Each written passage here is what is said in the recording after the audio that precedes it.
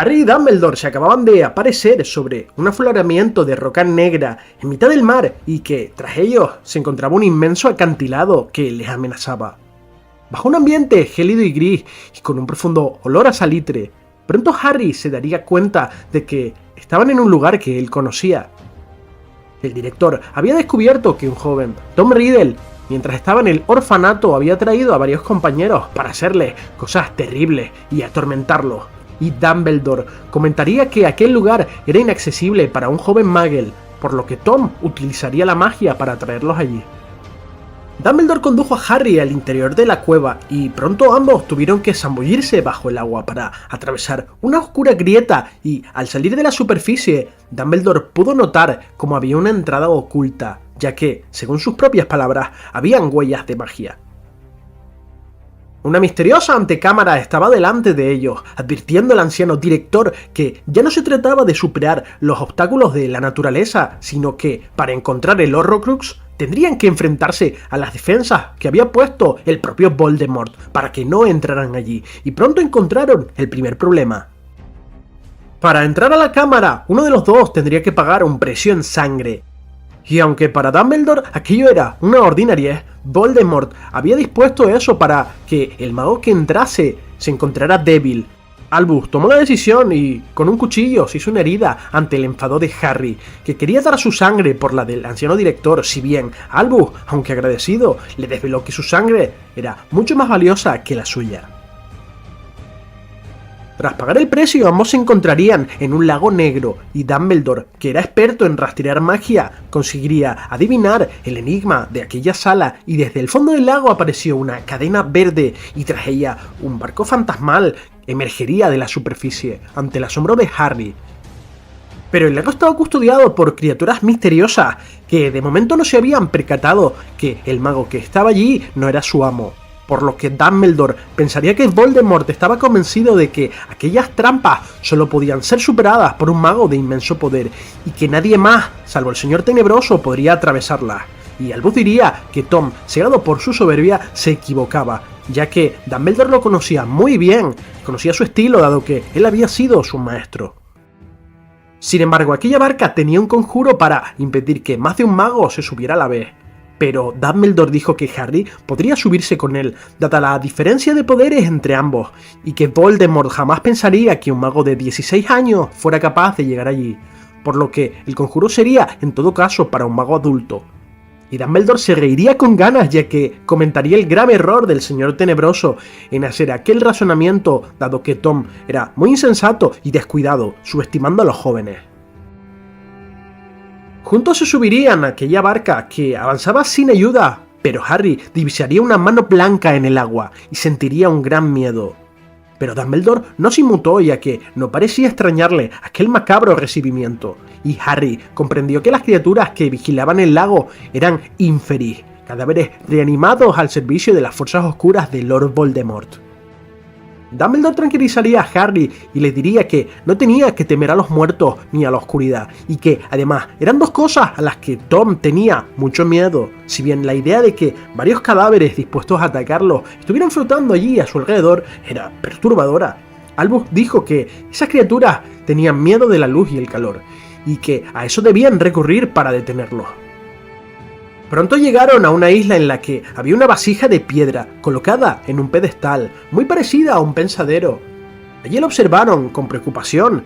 ya que el contenido de aquella vasija tenía un color verde esmeralda y emitía un siniestro resplandor, pero no podían tocar el líquido, por lo que Dumbledore agitó la varita varias veces y pronunció unas palabras ininteligibles. Pero nada funcionaba y al final decidieron probar a beberse la poción, para descubrir qué había en el fondo, ya que el Horrocrux que estaba buscando seguramente se encontraba allí. Aquella poción no podía ser fulminantemente mortal, ya que Voldemort prefería torturar a sus enemigos lentamente y Dumbledore pensaría que Tom los querría mantener allí con vida hasta averiguar cómo había podido superar aquellas defensas y sobre todo el mago que estuviera allí, por qué le interesaba tanto que había dentro de la vasija, ya que Voldemort pensaba que solo él era el único que conocía la existencia de sus Horrocruxes, otro error fatal que lo llevaría a su destrucción. Pero Harry no estaba de acuerdo con que Dumbledore bebiera esa poción, y este le recordó que le había impuesto una condición para venir a cazar Horrocruxes, y era obedecerle cualquier orden que le diera, fuera cual fuera su condición, y Harry debería obedecerle. Además de que Albus era mucho más viejo, y aunque más inteligente, era menos valioso que él, comprometiendo la palabra de Harry para obligarle a que siguiera bebiendo la poción, fuera cual fuera el efecto que tuviera sobre él. Y no tardó mucho tiempo en ver cómo Dumbledore se derrumbaría una y otra vez, tambaleándose y sufriendo, perdiendo la cordura y finalmente caería inconsciente, en una desgarradora escena que vimos muy bien adaptada en la película. Entonces fue el momento de intervenir de los Inferi, ya que cuando Harry tomó la copa y la hundió en el lago, una horrible mano blanca y húmeda lo agarró por la muñeca, mientras el agua comenzaba a revolverse y cientos de hombres, mujeres y niños avanzaban hacia la isla. Y Harry intentó combatirlos a todos, pero ni siquiera con el Sectum Sempra pudo pararle, ya que aquellas criaturas, aunque eran cortadas, ya no tenían sangre que derramar. En un pasaje muy oscuro en el que el lector se siente muy angustiado de saber qué pasará, e incluso creyendo que este sería el fin de Harry. Un fuego emergería de la oscuridad y un intenso anillo de llamas rodearía la isla y espantaría a los Inferi, y Harry, varita en alto, miraría a su alrededor sin comprender qué estaba pasando. Contra todo pronóstico, Dumbledore se había puesto de pie, y, aunque estaba más pálido que los propios Inferi, se podía percibir su inmenso poder y grandeza. Con una mirada más ardiente que el propio fuego, sostenía la varita de Sauco en alto, y como si de una antorcha se tratase, de la punta de la varita emanaban llamas y un color intenso que acorralaba a los Inferi. Entonces Dumbledore tomaría el guardapelo del fondo de la vasija y se lo guardó, escapando con Harry, y aunque los Inferi los perseguían, ya no tenían nada que hacer. Y, aunque volvieron de regreso, Dumbledore estaba muy débil y reconoció que la protección de Voldemort sobre el Horrocrux estaba muy bien pensada, y que, sin Harry, no habrían podido conseguirlo, sin saber que otro mago lo había intentado muchos años atrás y que el guardapelo que llevaban era falso. Harry estaba muy preocupado por Dumbledore, que incluso en ese estado estaba todavía dispuesto a dar más de su sangre para salir de la cueva, pero Harry se había cortado en la isla y evitó que el director se debilitara aún más.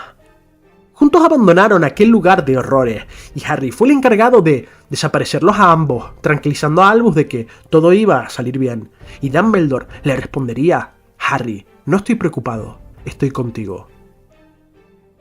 Maestro y alumno salían con un Horrocrux de la cueva tras pagar un alto precio, pero no se esperarían para nada el terrible acontecimiento que iba a ocurrir justo al llegar a Hogwarts. Harry agarró a Dumbledore del brazo y centró toda su atención en visualizar Hogsmeade, apareciéndose con el director muy lejos de aquella siniestra cueva donde los habían atacado los Inferi. Y Harry estaba muy feliz por encontrar el Horrocrux, pero preocupado por el estado en el que se encontraba su maestro. Pero Dumbledore bromeó diciendo que aquella poción no era ningún tónico reconstituyente. Harry pensó en volver al colegio y avisar a la señora Pomfrey, pero Albus deseaba ver a Snape antes que a nadie. Sin embargo, la señora Rosmerta, dueña del pub de las Tres Escobas, los encontraría y trataría de ayudar, alertándolos a ambos de que en ese momento no podían ir a Hogwarts, ya que la marca tenebrosa se encontraba suspendida en el cielo sobre el castillo, algo que le helaría la sangre a Harry, ya que un reluciente cráneo verde con una lengua de serpiente surcaba el colegio, un signo de que los mortífagos habían quitado la vida a alguien. Dumbledore le ordenaría entonces que avisara al Ministerio de Magia de lo sucedido. Pero la marca no llevaba mucho tiempo allí, por lo que Harry convocaría un par de escobas para volar hacia el colegio, y Dumbledore le pidió que se pusiera la capa invisible y que quizás en Hogwarts todavía no sabían lo que estaba pasando. Si bien Albus se encontraba muy débil, la marca tenebrosa parecía darle más fuerza en lugar de amedrentarlo, ya que el director parecía ser estimulado por el grave peligro que corrían sus alumnos, mientras que Harry se preguntaba si Ron, Hermione y Ginny estaban con vida, ya que eran los más cercanos a él, y quizás los mortífagos los habían atacado como venganza. Y con un nudo en la garganta, no quería volver a ser responsable por la muerte de ningún otro de sus amigos. A medida que se acercaban, Dumbledore comenzó a murmurar una serie de complicados hechizos,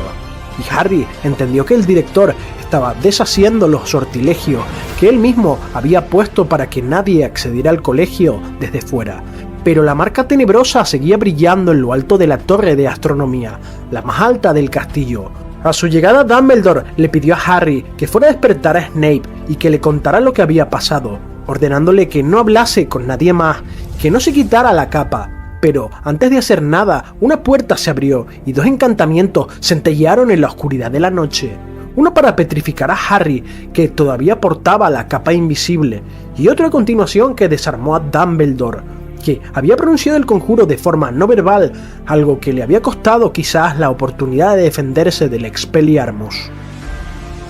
Draco Malfoy haría su aparición,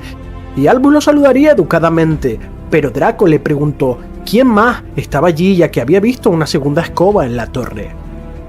Dumbledore le devolvió la pregunta y le dijo si había venido solo a matarle, a lo que Draco le respondería que esta noche habían mortífagos en su colegio. Dumbledore no perdería la compostura y le reconocería su astucia al haber encontrado la manera de hacerlo sin que él lo supiera, burlando todas las protecciones del colegio, pero el director le dijo que no había traído refuerzos para enfrentarse contra él. Draco desvelaría que en esos momentos se estaba produciendo una batalla en la torre. Al parecer los mortífagos habían encontrado una inesperada resistencia, algo que pudo haber salvado a los hijos de Muggles de Hogwarts de una masacre. Harry solo podía mirar y escuchar la conversación, lleno de impotencia y todavía preso del encantamiento paralizante. Draco declararía que tenía que hacer un trabajo y Albus le animaría a hacerlo, aunque en realidad él no era un asesino, desatando la furia de Malfoy, que dijo que había sido capaz de hacer muchas cosas que nadie esperaba de él. Pero Dumbledore admitiría conocer la existencia de sus planes y la verdad de los intentos de matar a Kate Bell y a Ron Weasley, que fueron daños colaterales por error, débiles intentos, según sus palabras, de acabar con su vida, y el director le preguntó si realmente ponía interés en hacerlo, ya que llevaba todo el curso intentándolo. Mientras ambos hablaban se escuchaban gritos fuertes y Dumbledore declararía que alguien de la Orden del Fénix estaba peleando con uñas y dientes, que probablemente la guardia del castillo había desbaratado los planes de los mortífagos, pero que no necesitaba a nadie ya que él ya no se podía defender sin su varita, diciendo que Draco tenía mucho miedo, pero que mientras esperaba a sus amigos podía contarle cómo había introducido a los mortífagos allí. Y para sorpresa de Harry, Draco contó cómo había utilizado el armario evanescente de la sala de los menesteres, una pista que le habían dado Freddy George Weasley al encerrar a un compañero de Slytherin en él, creando un portal entre el castillo y la tienda de Borgin y Burkes. Sin embargo, Dumbledore diría que este plan lo llevó bastante tiempo, y como no estaba seguro de poder realizarlo satisfactoriamente, recurrió a otros métodos para acabar con su vida, a buen seguro una misión que le había encomendado Voldemort, como venganza por el fracaso de su padre Lucius en el Departamento de Misterios el año pasado. Draco le preguntó por qué no trató de detenerle si ya sabía que él era el autor. Entonces el director le reveló que Snape le había estado vigilando y siguiendo estrictamente sus órdenes, pero Malfoy se burló de él y le dijo que Snape era leal a Voldemort.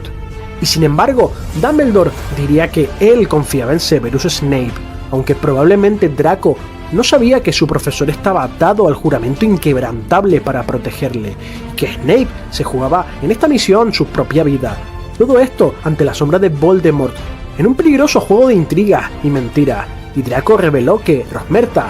había estado sometida bajo la maldición Imperius que él mismo le había echado, para hacerle llegar el collar a Dumbledore y envenenar la botella de hidromiel, poniéndose en contacto con ella a través de monedas encantadas mágicamente, por lo que podían enviarse mensajes, ya que Hogwarts tenía controlados durante aquel año los sistemas de comunicación con el exterior, una idea que por cierto le había dado a su vez el ejército de Dumbledore en el curso pasado, y el director fue muy gentil al reconocer su inteligencia en aquel plan, aunque cuando Draco empleó el término sangre sucia para describir a Hermione Granger, Albus le diría amablemente que no utilizase esa expresión en su presencia.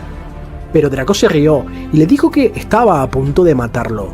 Esta vez el director se rió y le dijo a Draco que, en caso de querer hacerlo, ya lo hubiera hecho, en lugar de estar hablando tanto tiempo, y que se encontraba solo e indefenso frente a él, mientras que Dumbledore proseguiría interrogando a Malfoy, indagando sobre todos los detalles de su plan y ganando tiempo para que pasase algo o llegara alguien. Y Draco le dijo que la marca había sido puesta allí para atraer al director a la torre, y que él había caído de lleno en la trampa. Unos ruidos se escuchaban muy cerca y Harry creyó que alguien estaba peleando en la escalera de caracol por la que se subía a la torre, mientras que Dumbledore le dijo a Draco que tenía varias opciones, ofreciéndole protección a la familia Malfoy de Voldemort y sus seguidores, y que no le había dicho nada antes por miedo a que el Señor Tenebroso se diera cuenta de este acercamiento, y que no sospechara de una posible traición de Draco, que no dejaba de ser una víctima más en los planes de Lord Voldemort. Dumbledore estaba seguro de que Tom Riddle utilizaría la legiromancia para escudriñar en los pensamientos de Draco si Albus le ofrecía su ayuda, por lo que ese era el momento adecuado para hacerlo,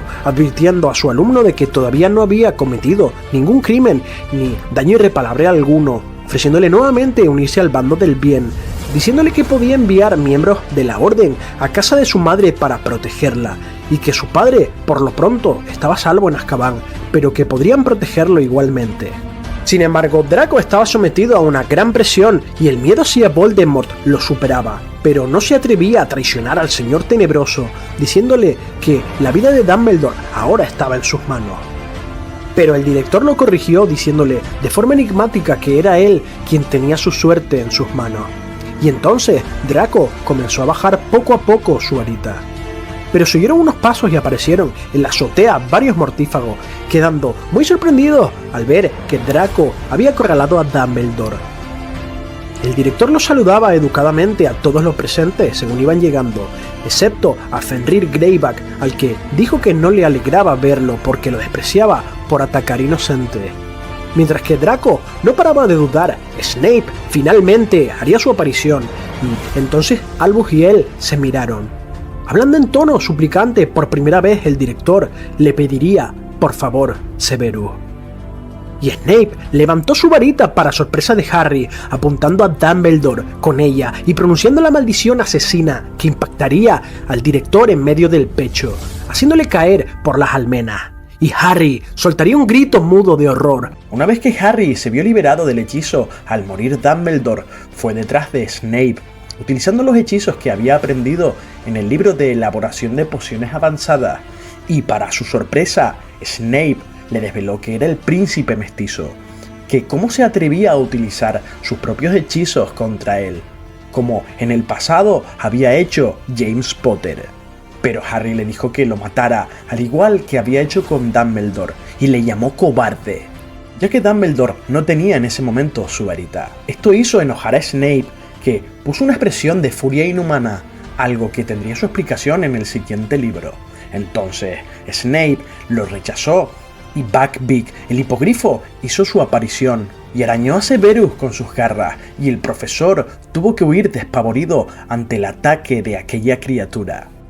Hagrid y Harry se encontraron entonces en los jardines del castillo, mientras que la casa del guardabosques estaba en llamas, y Hagrid utilizó el hechizo Aguamenti, y desde la punta de su paraguas salió un chorro de agua para extinguir las llamas. Cuando terminaron de apagarlo, Harry le dijo a Hagrid que Snape había matado a Dumbledore, algo que el guardabosques no se creía, suponiendo que el director había ordenado a Snape que se fuera con los mortífagos para mantener su tapadera, algo que en realidad era verdad.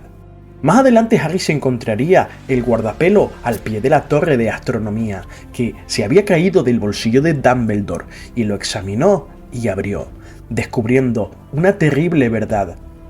Dentro había una nota de un anónimo llamado R.A.B. que decía que el verdadero Horrocrux había sido sustituido por ese falso. Algo que llenó de indignación a Harry, puesto que su viaje había sido en vano, y lloró amargamente abrazado al cuerpo de Dumbledore. Tras esto, Harry sería llevado por Ginny a la enfermería, donde se enteró de que nadie más había sido asesinado, puesto que sus compañeros habían tomado el resto de la poción Felix Felicis, algo crucial para su supervivencia. aunque Bill Weasley había sido atacado por el hombre lobo Fenrir Greyback y Neville, junto con el profesor Flitwick, habían sido heridos. Y la profesora McGonagall tuvo una conversación con Harry y le preguntó dónde había ido aquella noche, pero él le dijo que Dumbledore le hizo prometer no contarle nada a nadie. Y entonces los profesores discutieron sobre si el colegio debía de seguir abierto o no tras la caída de su director. La noticia de la muerte de Dumbledore se propagó rápidamente en el mundo mágico y pocos días después se le dio un último adiós y fueron muchos los personajes en acudir. Y llegaría desde Francia Madame Maxime en un carromato tirado por una docena de caballos alados, además de una delegación especial del Ministerio de Magia, entre los que incluían a Cornelius Fudge.